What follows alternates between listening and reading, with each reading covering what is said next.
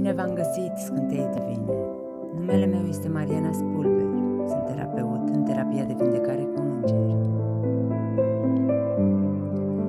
V-am pregătit o meditație ghidată de sinele meu. Să ne așezăm pe un scaun, pe o canapea sau pe podea.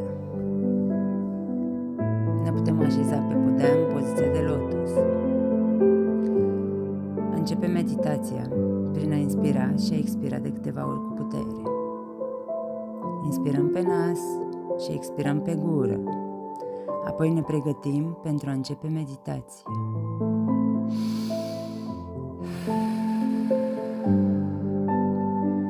Inspirăm pe nas și expirăm pe gură. Repetăm de câteva ori.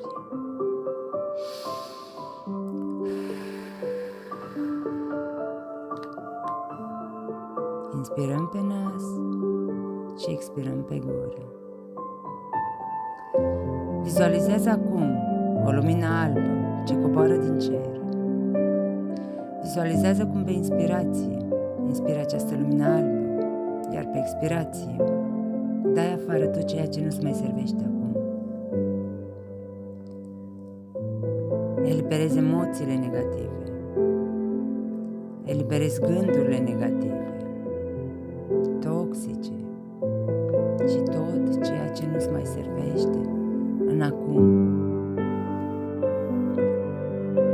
Simțim cum corpul nostru devine tot mai relaxat, tot mai ușurat, iar mintea și subconștientul nostru se limpezește, se eliberează, se purifică acum de tot ceea ce nu mai îi servește, de tot ceea ce nu mai reprezintă un adevăr în acum. Se luminează.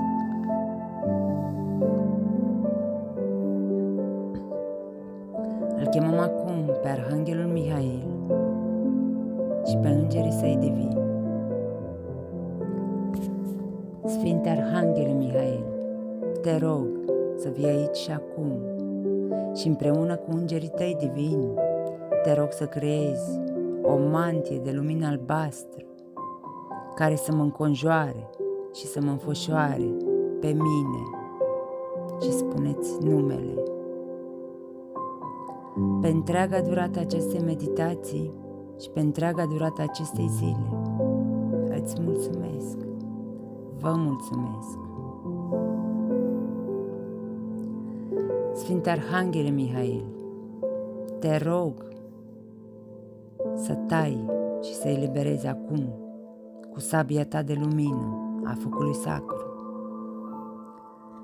toate conexiunile energetice, toxice, negative, nebenefice, toate stringurile și toate canalele energetice, toxice, nebenefice, știute sau neștiute de mine, văzute sau nevăzute de mine, create de mine, conștient sau inconștient, sau preluate de la alții, ce le am din această viață, din alte vieți anterioare sau alte dimensiuni, cu toate ființele, cu toate locurile, cu toate entitățile sau situațiile ce nu îmi mai sunt benefice în acum și ce nu mai reprezintă un adevăr pentru mine în acum.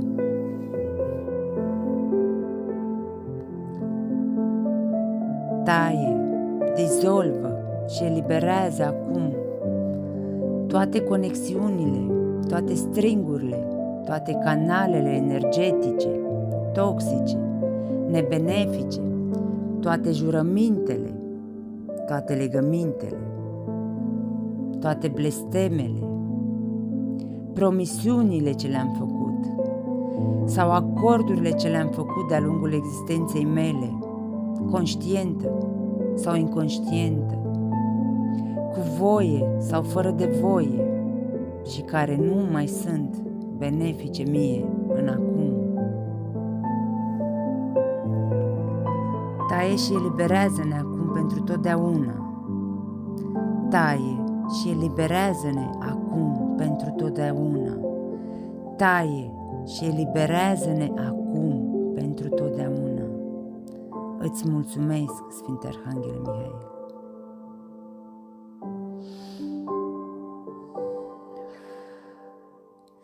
Vizualizează acum cum Arhanghelul Mihail taie cu sabia sa a focului sacru divin și spune: eliberează-mă acum de tot și de toate, știute sau neștiute de mine, ce nu mai sunt benefice în acum și care nu mai reprezintă un adevăr pentru mine în acum. Eliberează-mă de toate gândurile negative, de toate gândurile toxice, de toate gândurile limitative, de toate credințele ce mi-au fost induse sau le-am preluat de la alții, de toată energia toxică, negativă și de toate rezidurile ce nu mai îmi servesc în aici și acum. Eliberează-mă acum, te rog, de tot ceea ce nu mai reprezintă un adevăr pentru mine în acum și de tot ceea ce nu este în vibrația iubirii. Îți mulțumesc, Sfinte Arhanghel Mihail.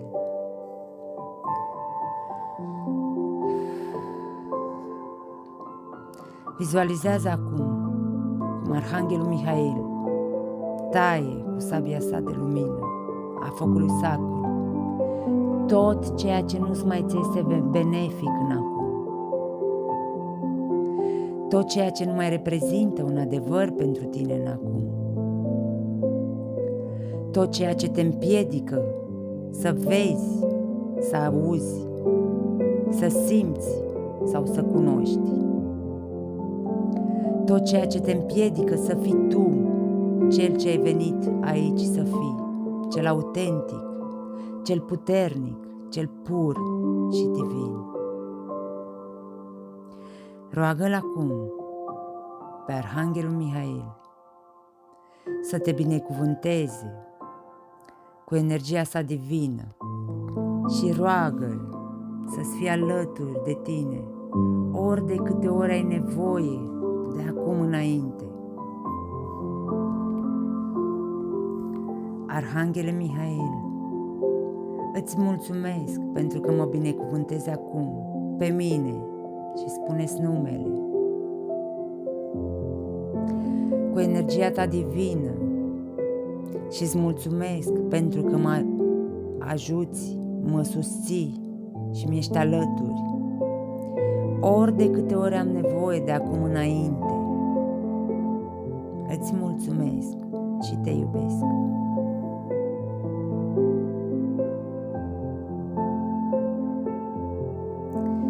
Îți mulțumesc cu recunoștință, Sfinte Arhanghel Mihail. Mulțumesc cu recunoștință îngerilor tăi divini ce mi-au fost alături și îmi sunt alături de acum înainte, de fiecare dată când am nevoie.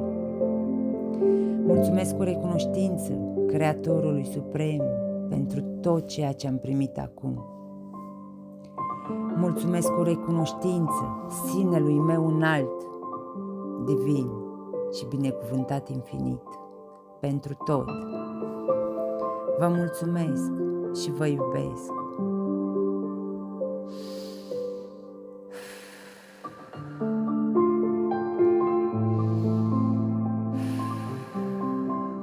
Inspirăm și expirăm.